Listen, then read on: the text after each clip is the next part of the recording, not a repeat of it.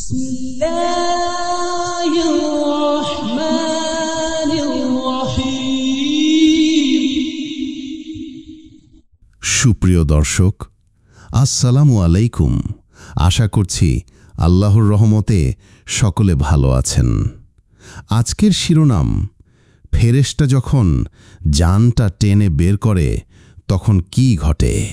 আপনি কি কখনো গভীরভাবে ভেবেছেন মালাকুল মউত বা আজরাইল আলাইহিসসালাম কিভাবে জান কবজ করেন?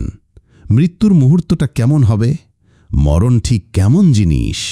রাসূল সাল্লাল্লাহু আলাইহি ওয়াসাল্লাম বলেছেন, যখন কোনো কাফের বা পাপী মানুষের মৃত্যুর সময় আসে তখন মৃত্যুর ফেরেশতা তার জানটাকে শরীর থেকে টেনে বের করে, ঠিক যেন কাঁটাযুক্ত লোহার কাঁটাগাছকে ভেজা উলের ভেতর ঢুকিয়ে টেনে বের করা হয়। ভাবুন তো কতটা যন্ত্রণা।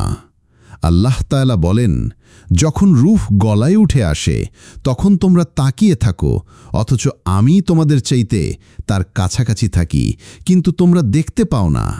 সূরা আল ওয়াকিয়া আয়াত ৮৩ থেকে ৮৫। ফেরেশতা আসে কঠিন রূপে, তার হাতে থাকে আযাবের কাপড়, জানটা টানতে টানতে বের করে, আর সাথে সাথে শুরু হয় কবরে শাস্তির প্রস্তুতি। মৃত্যুর পর শুরু হয় বারজাখ, এক ভয়ানক অধ্যায়। মুনকার ও নাকিরের জেরা, প্রশ্ন উত্তরের কঠিন পরীক্ষা। যদি না হয় সঠিক উত্তর, তাহলে শুরু হয় কবরে গজব। পৃথিবীর সব কষ্ট যেন সেখানে তুচ্ছ। কিন্তু একজন মুমিনের জন্য, রাসূল সাল্লাল্লাহু আলাইহি ওয়াসাল্লাম বলেছেন, মুমিনের রুহু বের হয় ঠিক যেন পানি মসৃণভাবে মগ থেকে বেরিয়ে আসে। ফেরেশতারা সুগন্ধ নিয়ে আসে জান্নাতের কাপড়ে। জানটা বের হওয়ার সাথে সাথেই বলা হয়, হে প্রশান্ত আত্মা, ফিরে এসো তোমার প্রতিপালকের দিকে, সন্তুষ্ট হয়ে, সন্তুষ্টি অর্জন করে। সূরা ফাজর আয়াত ২৭ থেকে ২৮। প্রশ্ন হল, আজ আমরা কিভাবে জীবন কাটাচ্ছি? যদি আজই সেই ফেরেশতা এসে দাঁড়ায়, প্রস্তুত তো?